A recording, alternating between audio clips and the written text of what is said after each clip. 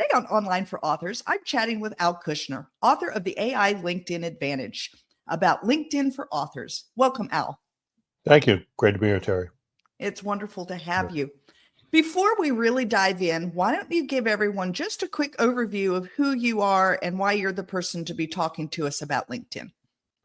Well, I'm the author of the book, The AI LinkedIn Advantage, which I wrote, and I realized that AI technology is really coming very powerful tool to use. And when it comes to LinkedIn, it gives you an advantage over the competition. So this is something that I was able to create some insight on my experience and be able to, if you're looking to take LinkedIn seriously and develop yourself as a thought leader, AI technology definitely will lend a hand. It's in that direction. That sounds really interesting. I definitely have a LinkedIn, and I don't think I know what I'm doing with it. I just kind of have one. And I think that's probably the truth with a good number of people who have LinkedIn.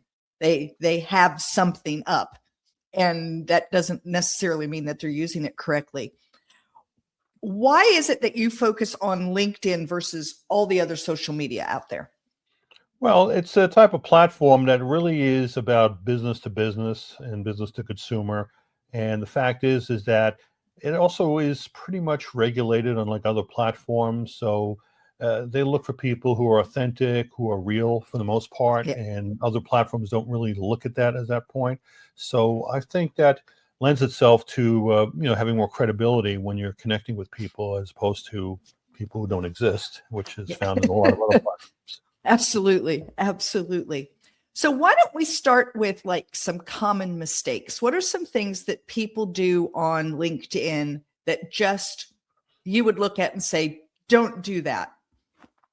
Very simple. If their profile hasn't been filled out at all, which you could probably find very easily, with there's no picture, there's no image, nothing's really filled out, and they're trying to do outreach, it just fails right there. And people will realize that this is not a direction they want to take, or they haven't looked at it in years. I mean, they could have had it set up years ago and forgot all about it. And all of a sudden, they're getting requests on LinkedIn to connect and realize a lot of the things haven't been updated since that time. So, I mean, there are a number of factors, but those just right off the top that are pretty serious. Pretty serious. How often would you recommend someone go in and update their LinkedIn? I would say at least every quarter, or at least if you have a certain situation that changes, whether you have a job promotion or if you change jobs or you're retired. This is factors that affect your profile. So always good to update at least every quarter just to see what's going on, and also to stay in touch with people. I mean, you don't want to be abandoned your profile. Being active on the platform is really an ideal situation. Absolutely. Let's say that we're talking with someone who does not have a LinkedIn. They've never come to it. What are some of the steps for like getting it started so that what you have when you're done is something sound? Well, you should focus in on having a recent headshot would be a good starting point. I would also look at creating a background image that defines who you are, as well as general information that reads not like a resume, but more about, depending on what you're going to be using it for. If you're using it for employers to look for you, and even it is a search engine, you want to have your at least most of your resume on the platform if you're in that direction of looking for jobs, because employers will search on LinkedIn for people with certain skill sets. And I would also focus in on, creating content for your profile. It could be articles, it could be newsletters, maybe a video. This also enhances your ability, your trustworthiness, which is essential. And most importantly, recommendations. I mean, if you haven't had a recommendation in a while or anything at all, get working on that, because that also is crucial for your success on LinkedIn. Fantastic. Let's say that it's someone like me and I've already got a website. I mean, I've already got my LinkedIn. What do I need to do? You talk about AI. How do I use AI to enhance my LinkedIn profile? All right. Well, I think the first thing to do is to kind of take a look at your profile and see where we're at, because I think that's important. And I'm looking under your profile. And what I want to do is say, is this the most recent headshot have you taken? Yeah. Okay, all right. Well, I also would focus in on the background image, which is kind of like your billboard. All right. And I Okay. assume you don't have a paid version of LinkedIn, I assume, or No, you, no. yeah. Yeah. So what's good about the paid version of LinkedIn, which I refer to as Sales Navigator, is that the billboard that gives you up to 5 images you can actually use and actually rotates. So when people view it, they see a Oh, lot more than just one image. Like in right, my right, profile, you'll see various slides, like a slideshow. And right, that's right, important because if you want to define who you are, okay, you're an author, but also you're a podcaster. All right. You right. may want to have a slide for that. Or if you have a certain other thing that you want to showcase, that's a great opportunity to do that. So I would recommend at least look at that as a possibility for getting more exposure.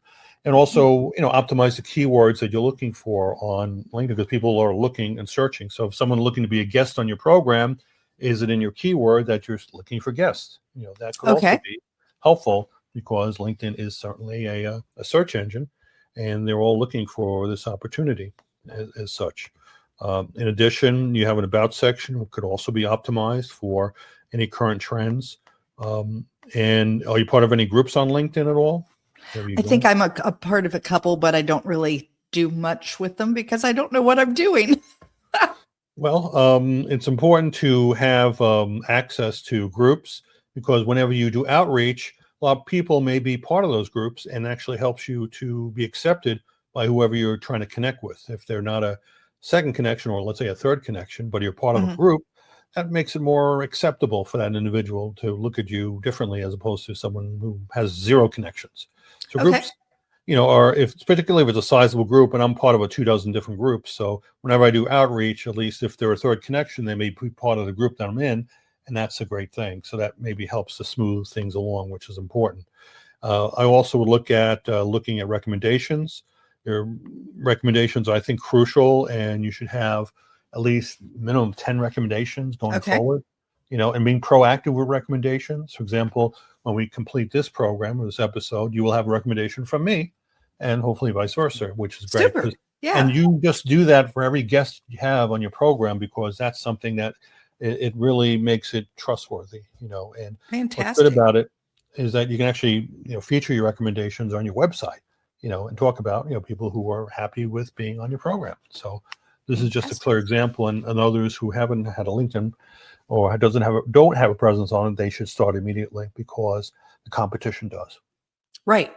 Right. And that's the thing is I know a lot of authors say, well, I don't sell any books on on LinkedIn. And it's like, yeah, you might not sell any books, but that's where I have found people to be on my show. That's where I have found people who want to review my books, people who know of someone who's looking for an author to come onto some kind of a panel. Those kinds of things is how I'm getting out there more. And I may not directly sell a book on LinkedIn, but I am becoming more of an author where people know who I am on LinkedIn. And then that allows me to sell more books down the line.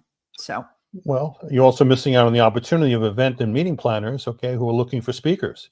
And an okay. author are great potential for being a speaker. And guess what? If they're not on LinkedIn, these event planners won't know where you are. And Right. that really makes a difference. Right. Also, you may want to have some episodes of your podcast on LinkedIn as well, because a lot of times people will listen to it. I have a podcast also that I have, which is called the AI Authority Edge, and it drops 4 times a week. And it talks about AI technology and using LinkedIn. And I always put episodes on my my LinkedIn profile so people can check it out. And I think it's a great way Okay. to spread the word in a form audiogram, I guess that's what they refer to that as. Okay. And that's also good. Or I'm here. Okay. Go ahead. And you can use the audiogram as a visual, if it's a sound only, which is what I have. And that's very effective. Or as an episode like this. And you can make this episode into a dozen different clips that you can Right. showcase, which is great. And then LinkedIn is also kind of like Facebook was back in 2012, meaning that the reach that you have is incredible, and it's not pay to play. Unlike Right. Facebook used to be back in the days. So you have an opportunity to, when you post something on it, particularly a video, it can be reaching a lot more people than you imagine. And that's really a great form of advertising. So if you're an author and you have a book to promote, I mean, you can't get better than using LinkedIn, because this is a great opportunity to make a lot more connections than you would otherwise compared to other platforms, because LinkedIn is actively promoting content, and the algorithm loves it. Yeah, absolutely. I know that one of the things that you've said that you would offer listeners is a LinkedIn profile optimization worksheet. Yeah, that is on my website, Mhm. linkvantage.com/audit. And there you can access a PDF, which I created. It's Okay. normally a $47 value. I'm offering it free to your listeners. You give them an option to, use it as a guideline for their profile. I think that's essential to getting started. If you don't have one, at least this will give you a blueprint on how what things are most crucial in a profile. Okay, absolutely. Um, do you thinking about authors in particular, since I have so many authors that listen to this podcast, is there anything else that I didn't ask you that you think would be crucial for an author to understand about LinkedIn and how it's used or what they need to do with it? Well, we don't have enough time in this episode to go through that, obviously. How about I would one thing? Well, I particularly enjoy the premium versions of LinkedIn, like Sales Navigator, because if I'm an author and I'm looking to, let's say, connect with buyers of bookstores, Mhm. it's a great way to research who is on LinkedIn that could be a potential buyer for your book, or an event planner that's looking for a speaker for one of the events that they're doing. This is a great way to connect. And Sales Navigator is a premium version. You pay X dollars, but it also Right. gives you other features that your regular LinkedIn doesn't do. For example, who's looked at your profile. You have an opportunity to know who's looked at your profile, and then reach out to the person. Maybe they heard you on a podcast, or maybe perhaps a referral, and that could be a great opportunity to connect with someone. So, and as well as also people who are active on LinkedIn, it allows you to show who is active. There's a lot of people. I mean, there's over 1 billion members on LinkedIn, Right. but a lot of them may not be active. But when you connect with someone, you can actually eliminate those who have not been on the platform, let's say in the past 90 days and such. And that is helpful, because when you do outreach, you'll be able to connect with someone who is at least actively posting on the platform. That sounds wonderful. I know you've written this one book. Do you have any other books that you plan on writing about LinkedIn or any other business type thing? Well, certainly with AI technology constantly changing, my book will be dated probably by next year. So I'm going to have to do some updates on that. So absolutely, it Yeah. is on the horizon. But I also keep up to date with my podcast, letting people know about the latest changes in AI. So that's Great. also a good resource. Well, fantastic. If someone wanted to get in touch with you, Al, what is the best way to do that? LinkedIn, Yeah. follow me, Yeah, follow you. Other than podcast. if they wanted to reach out and like actually speak to you, they have a specific question, still go through LinkedIn as you think is the best way to reach you? Oh, absolutely, because I'm there constantly. So I'm always looking, and I always get people DMing me. I'd say at least Okay. nine out of 10 times people are just pitch slapping me for the most part. But Right. I'm open to people who want to reach out and connect, and learn from my insight. Fantastic. Fantastic. Well, Al, I want to thank you so much for being with me today. This has been wonderful. Thank you, Terry. Appreciate the opportunity.